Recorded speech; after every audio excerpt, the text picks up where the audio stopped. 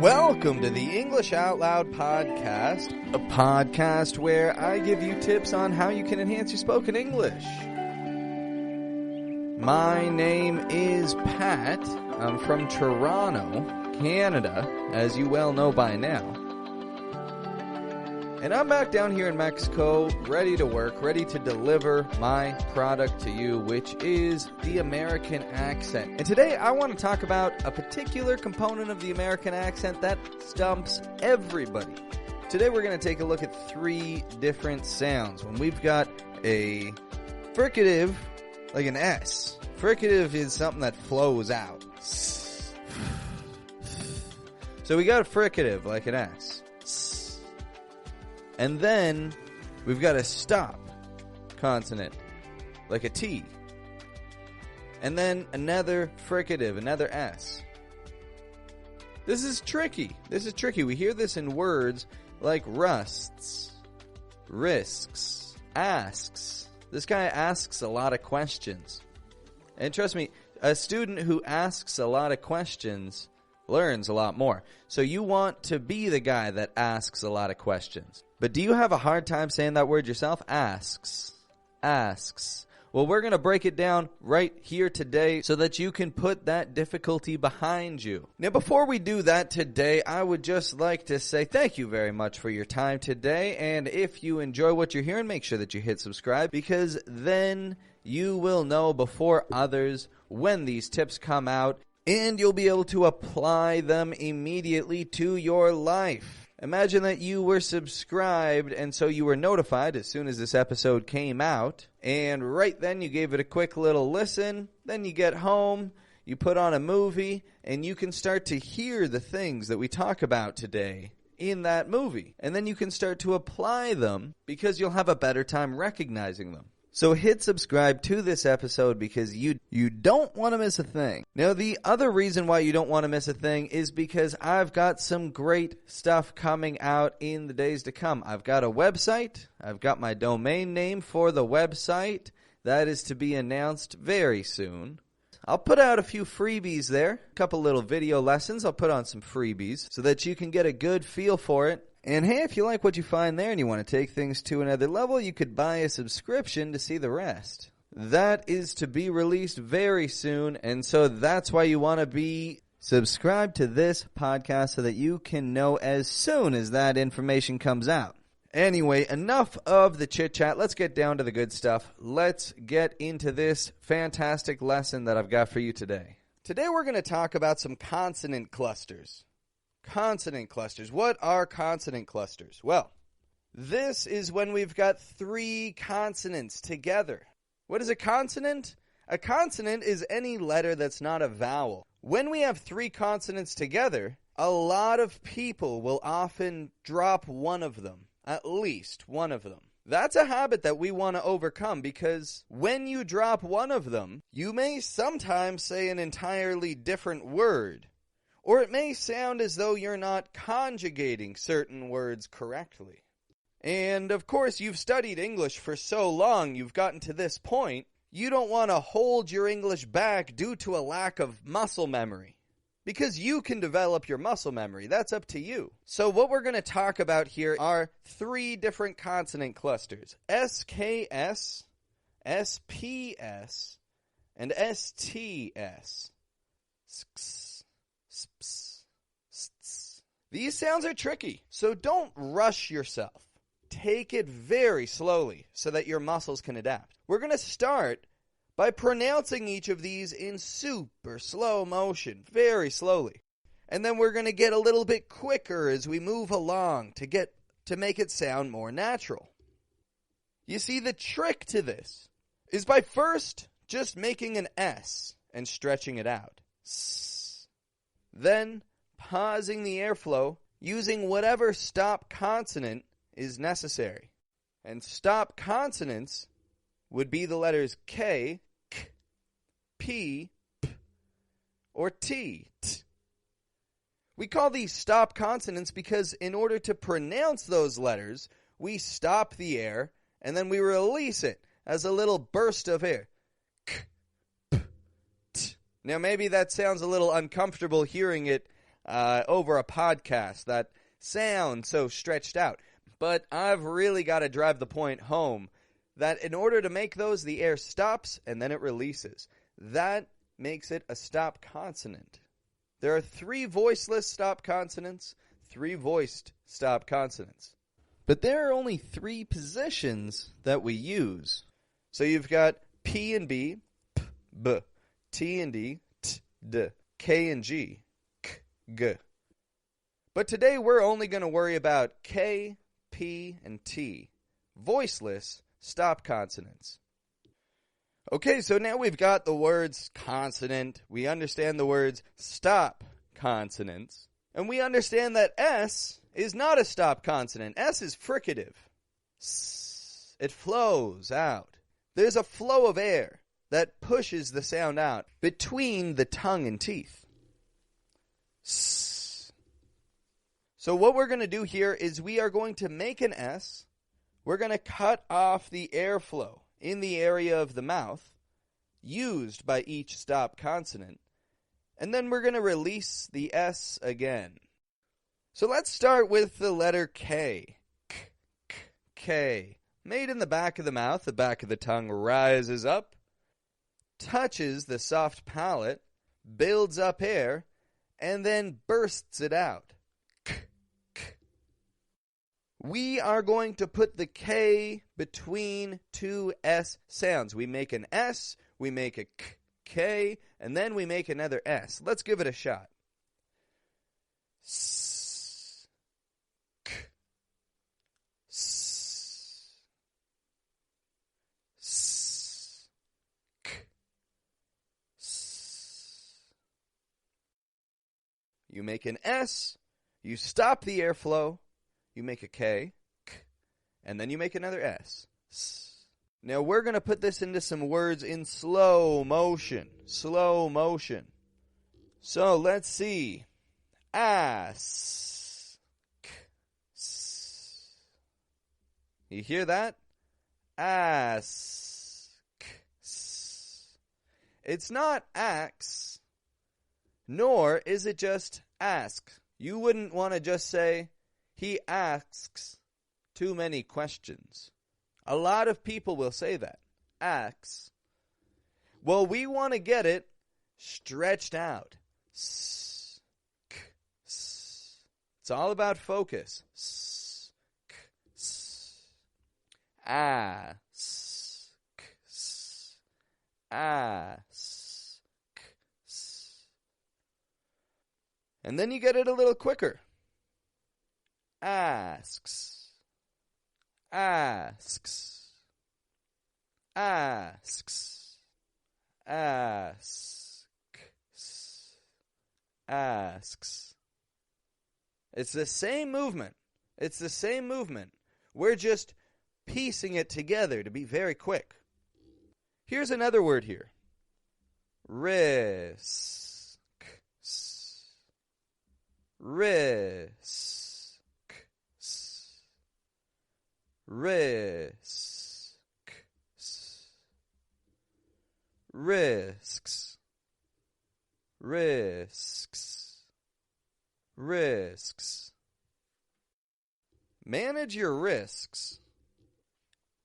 Here's one more with the asks. Asks.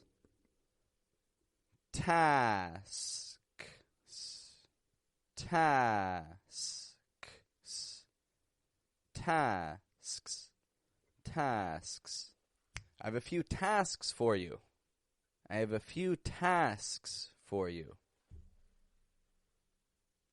Tasks. So that's the SKS. We make an S, S. We make a K, K. And then we make another S. S, S, K, S, S, S, K, S, S. Now the next sound that we're going to consider uses a different consonant sound. This one has an STS. However, the T is not released like a true T. It doesn't come out st. That would sound a little forced. We rather make an S, a quick little stop, and then continue with the second S.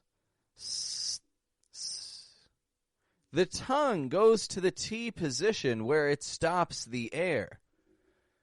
As mentioned, T being a stop consonant, if it's held and not released, it's going to just stop.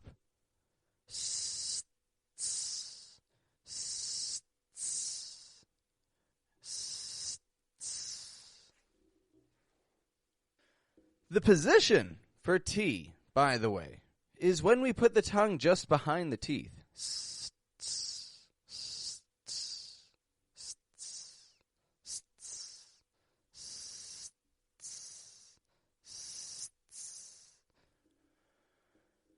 The same way that we practiced that K, we want to practice this T, making it long in the beginning, a quick little stop, and then releasing a second S.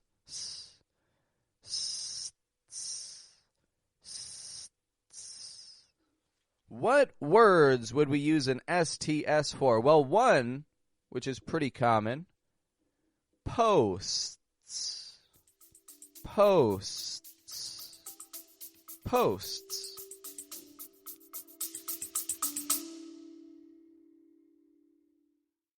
Folks, this is just a quick message to remind you to subscribe to the Accent Training Podcast. If you haven't already, you don't want to miss a second of this accent training experience, and you want to be updated whenever I've got new content out for you. So if you haven't subscribed, hit subscribe now.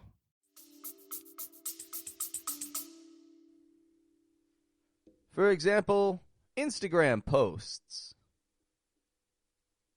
lamp posts, posts, making that s. The tongue goes up and stops the air, s, and then releasing a second s, s, s. Another word with the STS, we have forests. Forests. Forests. Dense forests. Canada, my country, Canada has dense forests. Dense forests. STS. One more quick example. Artists. Artists. Artists. When you get it quickly, artists. It's all about getting the muscle movement. Starting slow and getting it quicker. Artists. Artists are welcome. Artists are welcome. Artists are welcome. So we're getting this down now. You can feel the difference there. The S, the pause, and then the S to make an STS. Or an S, a K, and an S to make a SKS. Whether it's an STS or an SKS, it's all about that pattern. S, stop consonant, S. And this final consonant cluster that we're going to consider here is an SPS. SPS. Sps. Sps. SPS. What am I doing here? Well, this is following the same pattern as the other two. First, making an S, making a quick P sound, and then making a second S.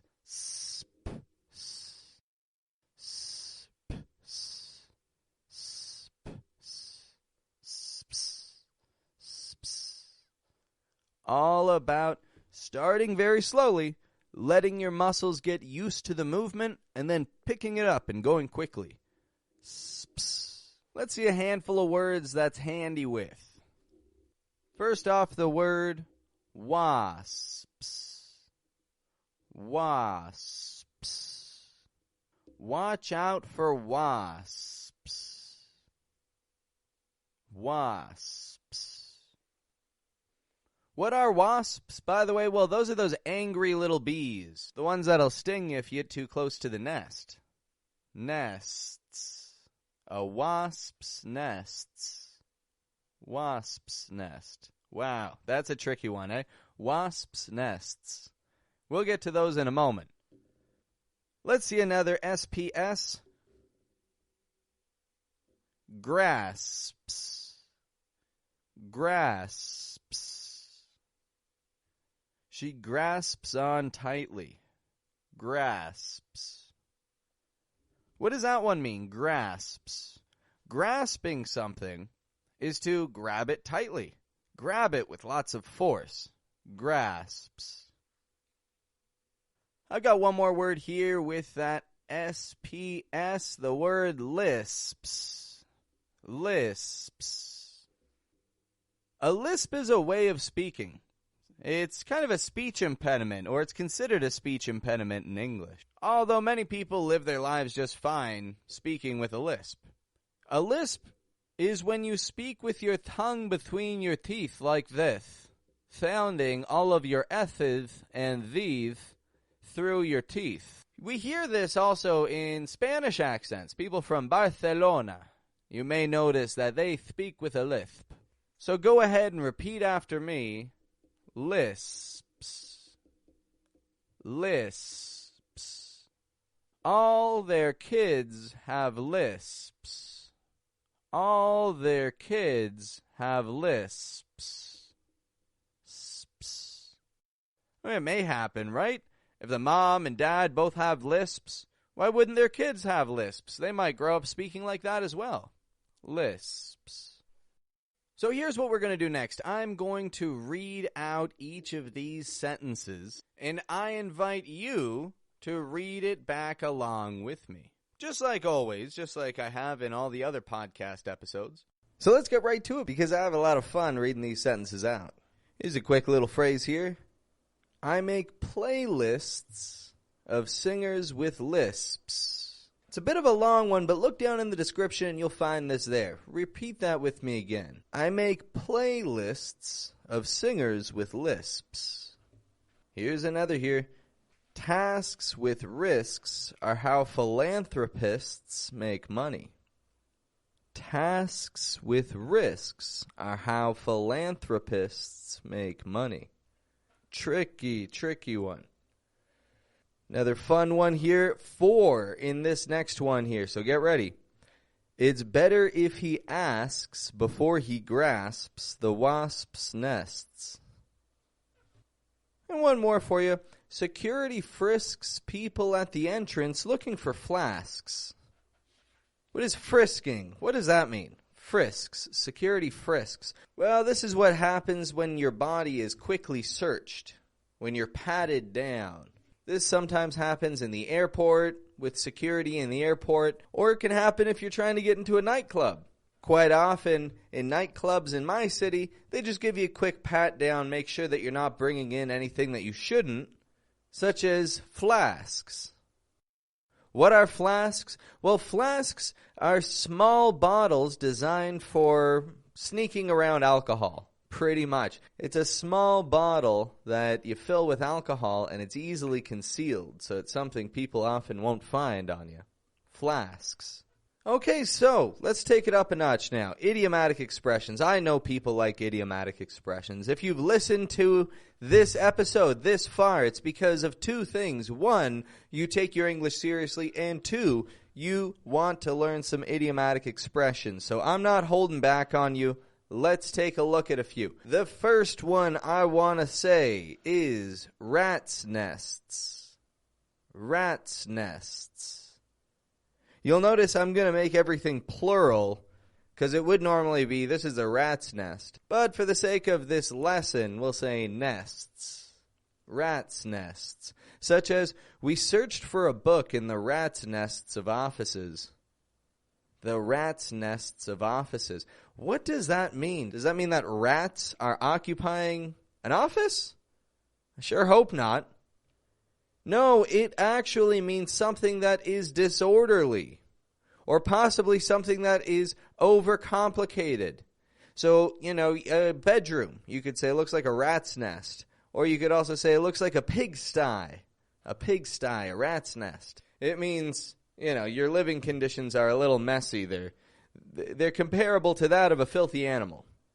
Anyway, rat's nests. Let's see a couple more here. Rusts away. Rusts away. He'll watch as his car rusts away if it isn't taken care of. Rusts away. This means something has come to be covered in rust.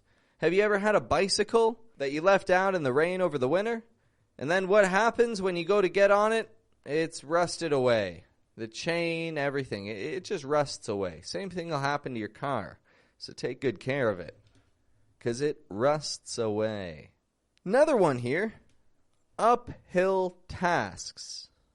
Uphill tasks. Planning a wedding involves many uphill tasks. What does that mean? Well, that is something that becomes progressively more challenging. If you've planned your own wedding, or if you plan on planning your own wedding in the future, well, sure, you may save a few bucks. You may save a few dollars. I tried planning my own wedding. I figured, hey, I'd rather put the money into having fun, not put the money into just making somebody organize things. Well, you know what? It's more fun when things are organized. I'll tell you what. So if you want to avoid some uphill tasks in the future, hire a wedding planner. Okay. Those are your idiomatic expressions for today. I'm happy to have had the opportunity to share them with you because idiomatic expressions, as I've said in the past, give a little color to your language. They help you express yourself the way that native speakers do. Do these idioms always make sense? No, none of them do. Alone, they just sound silly. But when you put the idiom in context, it's given a completely different meaning than the words would alone. So get used to these idioms because believe me, Americans are using them. I use them all the time without even thinking about it. Sometimes I'm editing an episode and I realize, oh, that's an idiom. Nobody knows what that means. And I hear another. There's another idiom. There's another. Try to spot all the idioms that I use in episodes. And actually, that would be a pretty good exercise to make sure that your skill in English never rusts away. So idiomatic expressions, keep an ear out for them. Keep watching for them because we use them and they most certainly help boost your spoken English skills.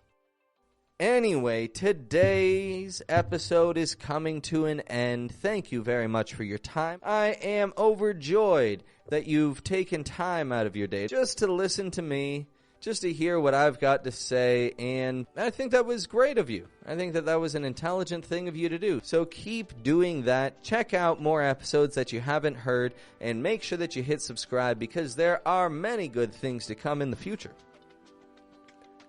Anyway, I'm going to get to wrapping this one up for today. Enjoy your day. Enjoy whatever it is that you're doing. I hope that you're doing something that you can enjoy. And if you're not doing something that you enjoy, maybe for work or whatever, I sincerely hope that the skills that you learn listening to this podcast help you on the path towards doing things that you do enjoy. Wouldn't that be nice if you could just use some of this free information that you've got, use it to boost your knowledge so that you can pursue your dreams and you can do things that you do enjoy. I mean, maybe this is just one piece of the puzzle. This is just one step, but it doesn't hurt to have these skills, right? Anyway, enjoy your meals of the day. Enjoy everything that you're doing wherever you are in the world. And have a good one.